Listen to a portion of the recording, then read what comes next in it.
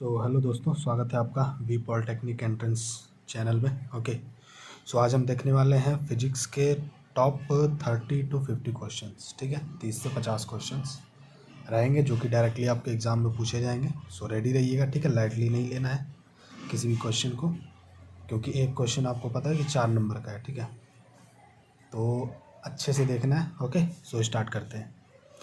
सो देखिए, जो हमारा पहला क्वेश्चन है वो ये है कि निम्नलिखित में से किसकी इकाई न्यूटन मीटर नहीं है। निम्नलिखित में से किसकी इकाई न्यूटन प्रति मीटर नहीं है। तो वो है बल। ठीक है, किसकी इकाई न्यूटन प्रति मीटर नहीं है, बल की।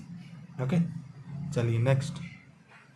वस्तु को गर्म करने पर उसके अणुओं क्या होता है, अणुओं का चाल बढ़ जाता है। ठीक है, किसी भी वस्तु को गर्म करने पर उसमें जो अणु होते हैं ना, छोटे छोटे, वो उसकी चाल जो होती है वो तीव्र हो जाती है, बढ़ जाती है। ठीक है, चलिए नेक्स्ट।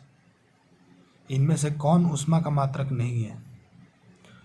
इन दोनों में से ऊष्मा का जो मात्रक नहीं है वो है डिग्री सेल्सियस। ठीक है, ये ऊष्मा का मात्रक नहीं है। ओके, चलिए नेक्स्ट।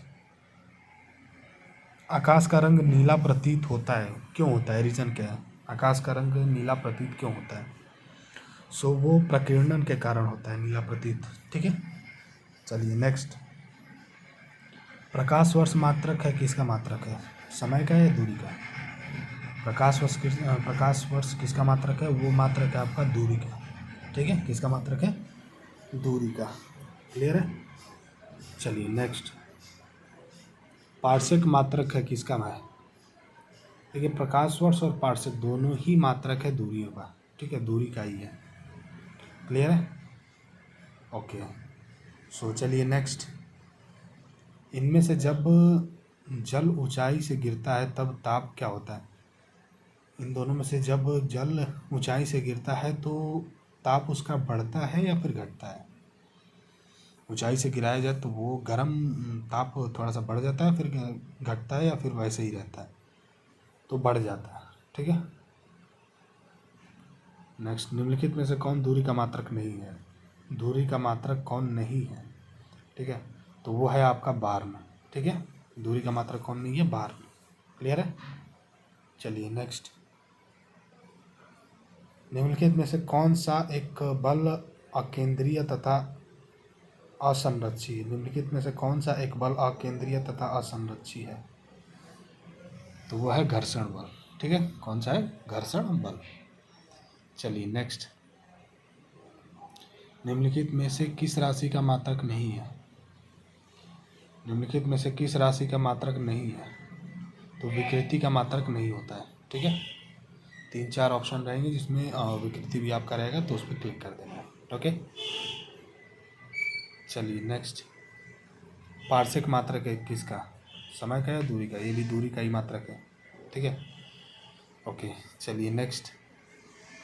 समय के साथ विस्थापन में परिवर्तन की दर को कहा जाता है, क्या कहा जाता है। समय के साथ जो विस्थापन में परिवर्तन की दर को क्या कहा जाता है, वो कहा जाता है वेग। ठीक है, क्या कहा जाता है, वेग। ओके, क्लियर है, चलिए नेक्स्ट।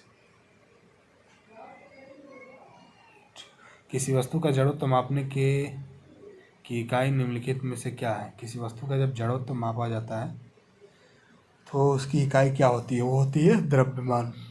ओके, क्या होती है इकाई, द्रव्यमान। ओ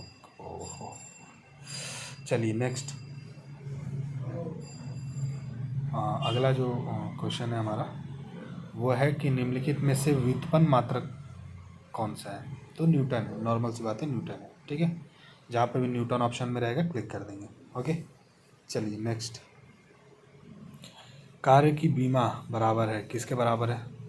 तो वो ऊर्जा के बीमा के बराबर है। ठीक है, किसके बराबर है, ऊर्जा के बीमा के बराबर है।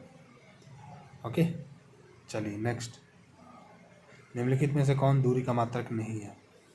तो दूरी का मात्रक नहीं है, बार्न। ठीक है, कौन दूरी का मात्रक नहीं है, बार्न। क्लियर है, चलिए नेक्स्ट।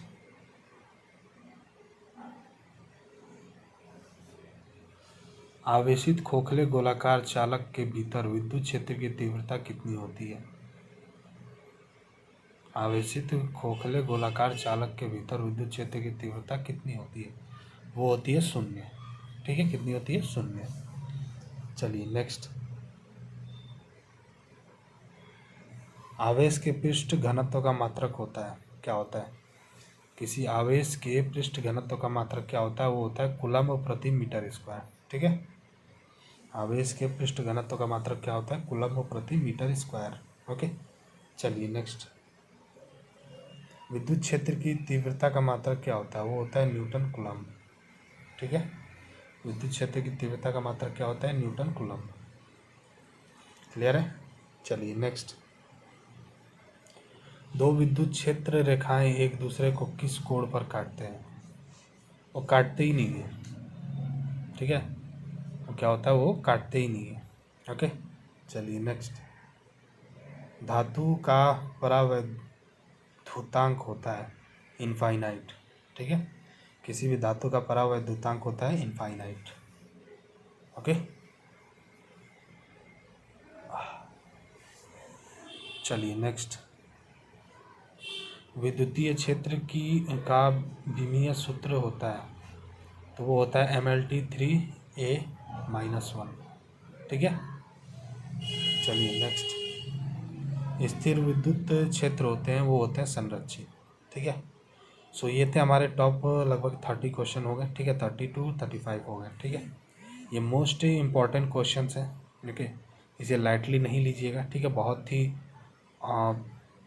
खोजने में इसे मेहनत लगी है। ठीक है, न्यू क्वेश्चंस भी है इसमें, और ऐसे भी क्वेश्चन हैं जो कई बार रिपीट हो चुके हैं। ठीक है, तो इस बार थोड़ा सा कंपटीशन तगड़ा ही होने वाला है, तो न्यू क्वेश्चन पे भी ध्यान आपको देना ज़रूरी है।